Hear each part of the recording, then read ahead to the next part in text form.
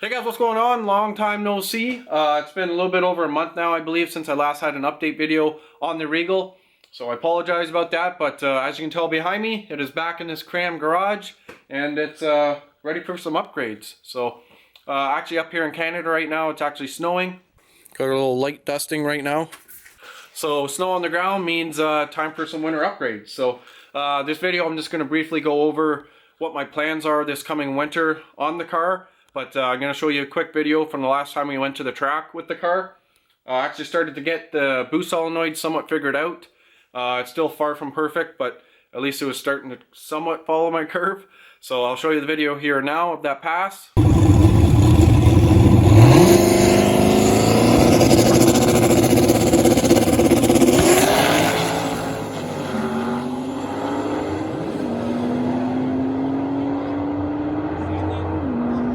So as you can tell, the car left freaking awesome. That was the best 60 foot 142 with the car, so I was super pumped about that. I think it went 933, so still not the best pass, but at least we're making progress with the boost controller. So I'll just briefly go over everything that I want to do, or what I would like to do to it this coming winter. So for those of you who care, stick around. I'll briefly go over everything up front here. As far as the engine wise, turbo setup, the aluminum downpipe, cooling system, the air to water setup, everything I'm going to leave the exact same because I had zero issues with everything. The aluminum downpipe, just cooling system, everything it did what it should with zero issues. The only real problem was me getting my head wrapped around the turbo setup and the solenoids. But as far as everything that I made, everything's held up, no cracks, no leaks, no nothing.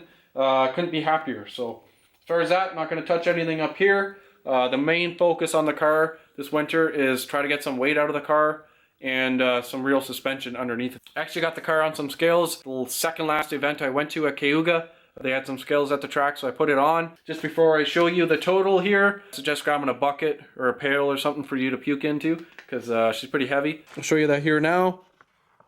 So with me in it, it was pretty much exactly 3,500 pounds. So yeah, that's pretty disgusting. She's a heavy girl. They were actually pretty surprised on how well the balance the car was. Up front it was within 10 pounds, and in the rear within 30. So I think that's the water tank in the rear for the air to water. I think that's where all that weight came from. So I'll definitely switch that up this coming winter. I'll get rid of that huge fuel cell I have in the back of this car. I don't need it. And then I'll probably go to a smaller air to water tank as well. So that should fix all that stuff up. But as far as getting weight out of the car, I think I'm just going to set a goal and see if I can get 100 pounds out of it without spending money. I do have carpet and a back seat still in the car, so tell me what you guys think. I'm sure you guys probably say leave it because it's cool.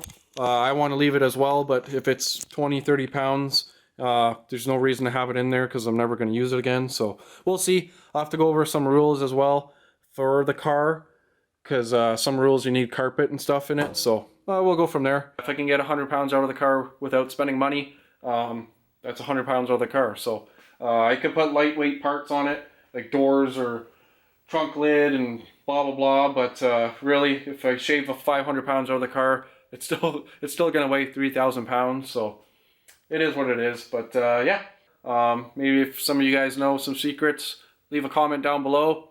I'd like to put a front valance on the car, a bumper with the front valance. The car is pretty squirrely up top. So I'd like to try to get as much air out from underneath of the car as possible, and maybe put a wing on the back of it as well.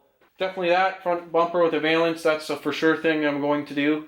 And suspension wise. So yeah, as far as suspension on the car, TRZ is going to sponsor me and give me a set of their front control arms and coilover setup.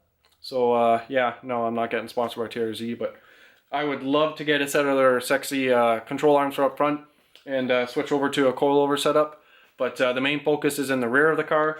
I still only have 31 spline axles in the rear with 1/2-inch wheel studs.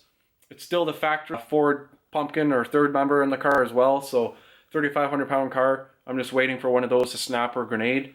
So definitely bigger axles, a spool, aftermarket third member.